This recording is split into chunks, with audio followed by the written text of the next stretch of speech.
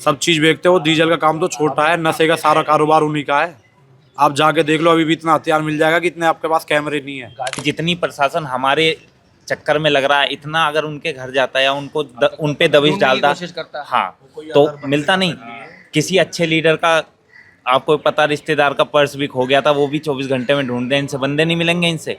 चोर भी चोरी करता है तो पहले पुलिस वालों से बात करके करता है ना कि ये एरिया मेरा है जी, इतने बताओ कितने पैसे चाहिए आपको। एरिया तो उन्होंने सेलेक्ट कर रखा है कि हाँ भी हमें इतना चाहिए, तो कुछ भी कर। पुलिस अभी सिर्फ और सिर्फ आश्वासन दे रही है, हमें और कुछ नहीं कर रही, गुमराह कर रही है कि अब ये कर दिया। क्या रही है कि हम ढूंढ लेंगे आरोपी को, जल्द से जल्द पकड़ लेंगे। न्यूज़ पे दिखा रहा कि 2 बंदे पकड़े हुए हैं, तो वो मेन आदमी नहीं है जो 2 पकड़े उन्होंने। एक छोटा सा पर्स कटता है तो उसकी भी पुलिस वाले को जानकारी रहती है। अभी अगर मैं किसी को चाटा मार दूं तो मेरे पे कम से कम एसीपी डीसीपी तक के फोन आएंगे, आजा बेटे ऐसे ऐसे तुम तो मर्डर तक का हो किया है। नमस्कार दर्शकों, आप देख रहे हैं झलको दिल्ली। राजधानी दिल्ली में जुर्म, कत्लेआम इस तरीके से बढ़ रहे हैं, मानो रुकने का नाम ही नहीं ले रहे।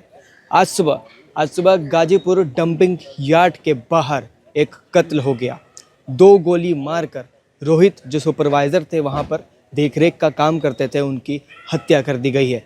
जिसके बारे में जांच करने के लिए अभी हम पहुंचे हैं लाल बहादुर शास्त्री अस्पताल में। पोस्टमार्टम के बाहर हम खड़े हैं और यहाँ पर हम आपको बाहर से तस्वीरें दिखा रहे हैं कि ये उनके परिवार वाले, तमाम पुलिस वाले, सभी लोग यहाँ पर मौजूद हैं।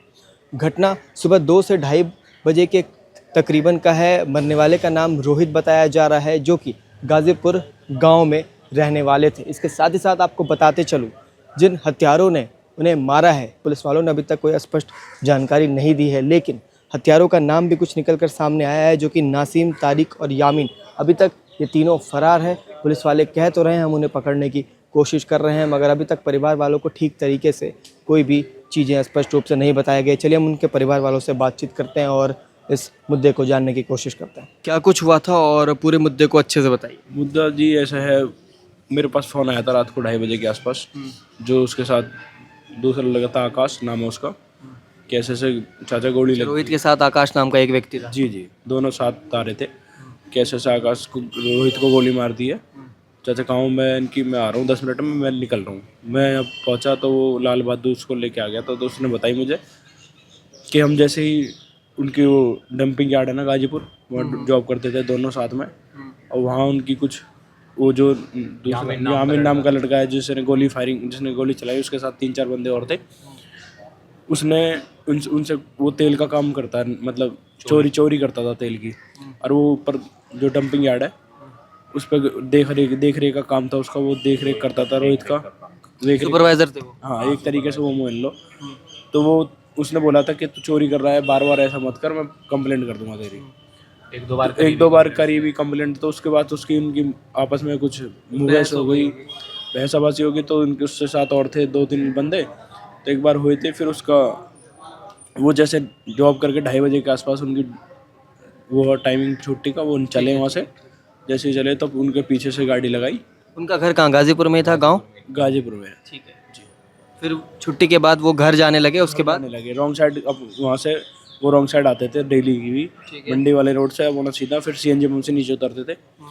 वो गाड़ी वाले ने जो जिन्होंने गोली चलाई है वो साइड में लगा के उन्होंने गोली मारी। तो एक गोली रोहित को लगी थी, एक गोली 2-3 बार फायरिंग हुई थी, तो दो फायरिंग बच गया। आकाश के भी बोल रहा था मेरे साथ, उसके भी लगाई थी, पर वो स्कूटी थोड़ी तेज थी, इस वजह से उसको गोली लग नहीं पाई। फिर वो सीएन पंप के पास आके रोहित गिर गया। फिर उसके बाद वो उसको यहाँ हॉस्पिटल ले आया। आरोपी इस वक्त कहाँ है? आरोपी फरार है जी, और पुलिस हमें गुमराह कर रही थी, आश्वासन दे रही है, कुछ नहीं कर रही। सुबह से 3 बजे का केस है और आप टाइमिंग देख रहे हो, अभी तक कोई एक्शन नहीं है। 1 बज रहा है। अब वहाँ पे दिखा रहे हैं और न्यूज़ चैनलों ने दिखा दिया उन्होंने कि 2 पकड़े हैं, कोई पकड़ा नहीं है, कोई पैसे का लेन देन नहीं है। वो उनका काम ही, उससे पहले भी उसने एक मर्डर करा हो 2 महीने पहले, अभी छूट के आया वो। उसका यही काम है, पुलिस पैसे देता है और यही काम है उसका।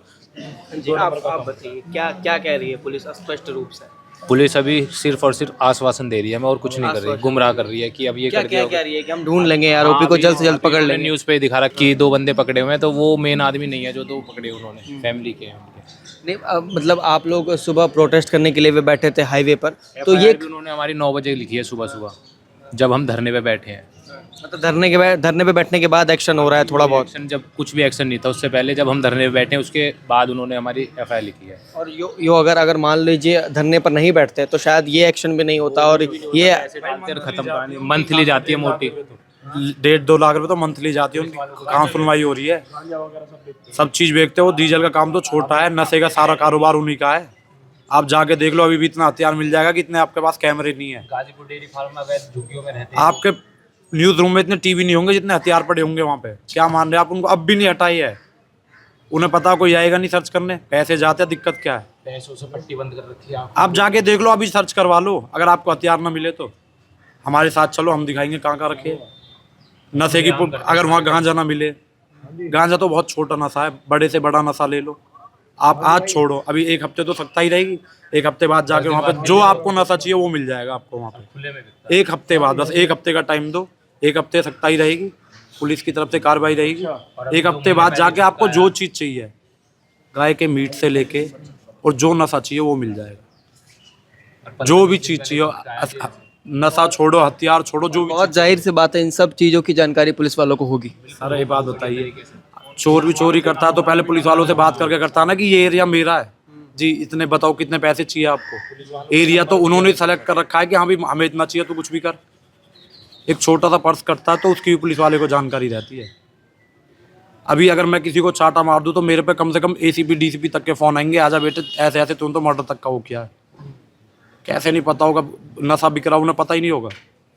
तो इतने बड़े कांड के बाद जो बाहर हमें पुलिस की टीम दिख रही है, आईपीएस ऑफिसर दिख रहे हैं, बड़े बड़े ऑफिसर दिख रहे हैं, ये क्यों आए हैं फिर? आपको इंसाफ दिलाने के लिए? ये प्रशासन सिर्फ हमारे लिए है। अच्छा, ये उनके लिए नहीं है। वरना 2:30 बजे से अगर ये कार्रवाई, जितनी प्रशासन हमारे चक्कर में लग रहा है, इतना अगर उनके घर जाता या उनको उन पे दबिश डालता, हाँ, तो मिलता नहीं। किसी अच्छे लीडर का, आपको पता, रिश्तेदार का पर्स भी खो गया था, वो भी 24 घंटे में ढूंढते हैं। इनसे बंदे नहीं मिलेंगे। इनसे, इनके पास सब चीज़ें होने के बावजूद ये सिर्फ हमारे लिए हैं कि हाँ हम तुम्हारे साथ खड़े हैं, बस ये दिखाने के लिए है यहाँ पे। खबरों में ये 3 नाम बहुत ज़्यादा स्पष्ट रूप से आ रहा है, नासिम, तारिक और यामीन। हाँ, तो ये तीनों के तीनों ही हैं और इनके साथ और भी बंदे थे गाड़ी में।